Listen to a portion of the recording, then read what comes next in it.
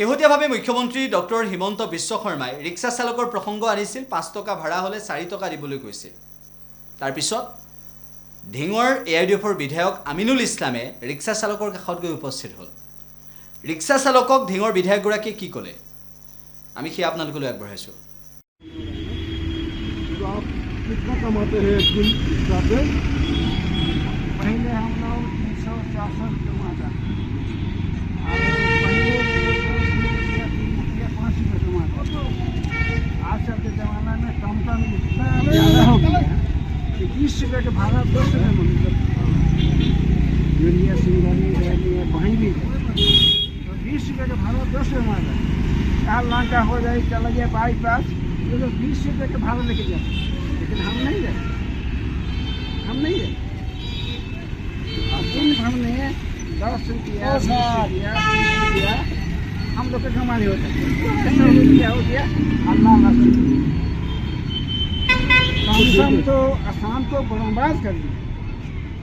पूरा गाड़ी जाम। हमारा मुख्यमंत्री बोल रहे हैं कि अगर कोई रिक्शा 5 रुपया हो तो 4 रुपया दीजिए, कम दीजिए, तो इसके बारे में आप लोग क्या कहते हैं?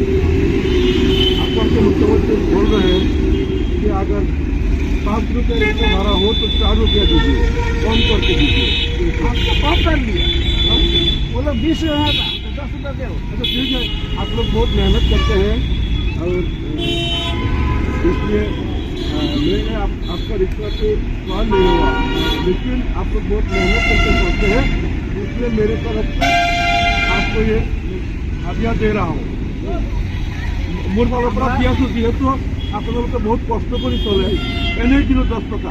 মুখ্যমন্ত্ৰীয়ে যিটো কৈছে যে ৰিক্সা ভাড়া 5 টকা হ'লে 4 টকা দিব, সেইটো তেওঁ বুজি নাপায়। তেওঁ যদি ৰিক্সা চলালেহেঁতেন, হিমন্ত বিশ্ব শৰ্মাই ৰিক্সা চলালেহেঁতেন, তেওঁ গম পালেহেঁতেন কিমান কষ্ট হয়। 5 টকাৰ জেগাত 4 টকা দিব দিছোঁ মই এনেই আপোনালোকক। যিটো কথা কৈছে যে ৰিক্সাৱালাসকলৰ ভাড়া 5 টকা হ'লে 4 টকা দিব লাগে, তেওঁ যিটো কথা কৈছে মুখ্যমন্ত্ৰীয়ে, গতিকে আমাৰ দাবী হ'ল যে মুখ্যমন্ত্ৰী হিমন্ত বিশ্ব শৰ্মাই যদি ৰিক্সা চলালেহেঁতেন, 1 কিলোমিটাৰ চলালে তেওঁ গম পালেহেঁতেন কিমান কষ্ট হয়।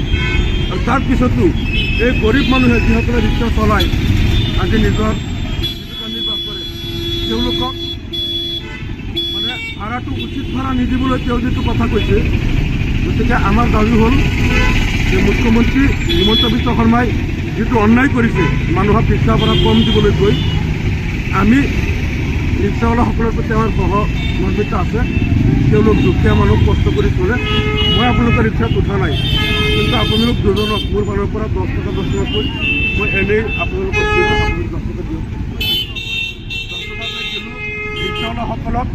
আমি অসমৰ ৰাইজক দাবী জনাইছোঁ যে আপোনালোকে ৰিক্সাৱালাসকলৰ ভাড়া যদি 10 টকা হয়, আপোনালোকে লাগিলে 15 টকা দিব, 15 টকা হ'লে 20 টকা দিব। ৰিক্সাৱালাসকলৰ আপোনালোকে অসুবিধাটো বুজি পাওক। আৰু অসমৰ মুখ্যমন্ত্ৰীয়ে যিটো কৈছে 5 টকা ভাড়া হ'লে 4 টকা দিব লাগে, ৰাইজক আহ্বান জনাইছোঁ আপোনালোকে এইবিলাক কথা নুশুনিব।